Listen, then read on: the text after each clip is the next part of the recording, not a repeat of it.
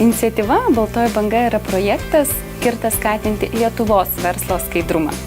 Ir projektas jungia įmonės, kurios iš tikrųjų laikosi aukštų etikos standartų, kurių santykiai su darbuotojais, su klientais, su partneriais yra grįsti skaidrumu ir pasitikėjimu bei sąžiningumu.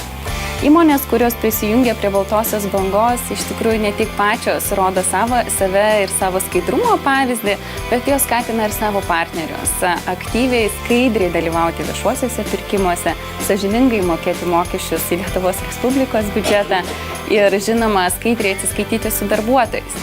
Labai džiugu, kad šiandieną šią iniciatyvą jau jungia daugiau negu 100 įmonių Lietuvoje, kad šią iniciatyvą palaiko Lietuvos Respublikos prezidentė ir kad ši banga irgi privačiame sektoriuje Vilniuje labai plačiai.